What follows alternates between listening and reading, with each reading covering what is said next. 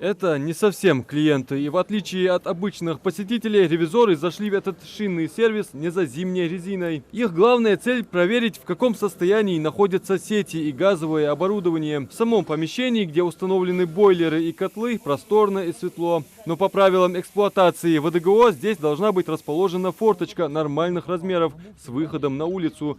Здесь из этого соблюли лишь часть требований. Форточка сама по себе физически, конечно, есть.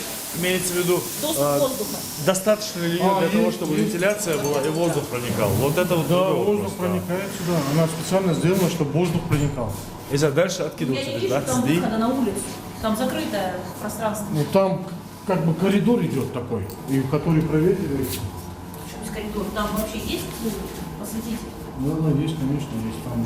Несмотря на то, что котлы установлены с соблюдением всех степеней защиты в соответствии к ГОСТу, все же есть риск накопления отравляющих газов и даже взрывоопасной воздушной массы. Владелец объекта заверил, что обязательно устранит нарушения.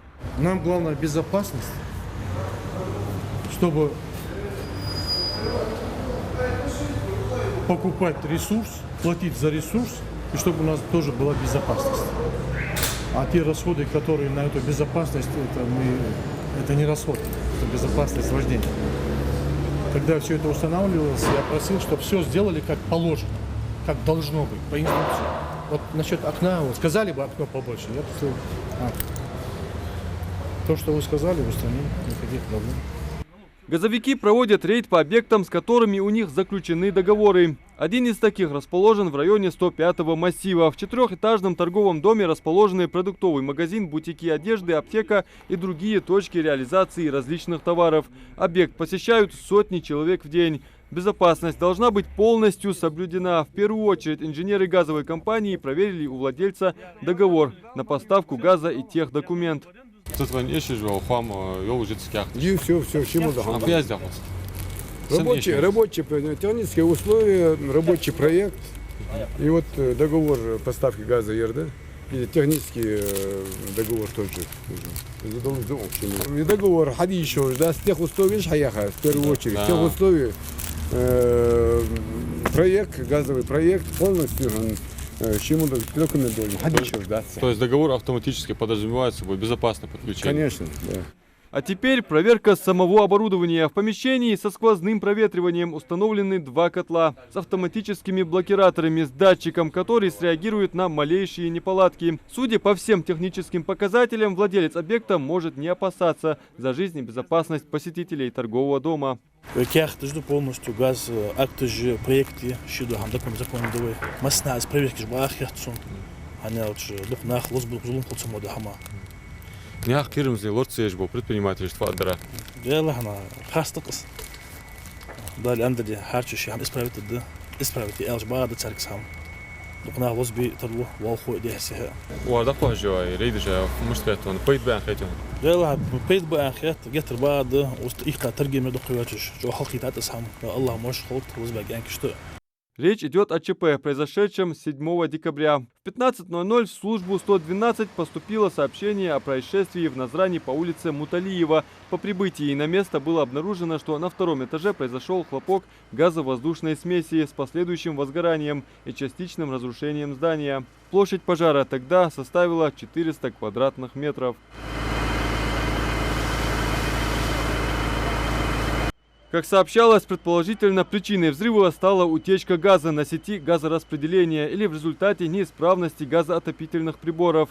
При этом «Газпром» Межрегионгаз Назрань тогда сообщал предварительно о накоплении газовоздушной смеси в цокольном помещении. В связи с чем Махмуд Али Калиматов поручил усилить профилактические меры, в том числе ресурсным организациям. В результате взрыва погиб 1 человек, 3 пострадало. Люди получают серьезные повреждения,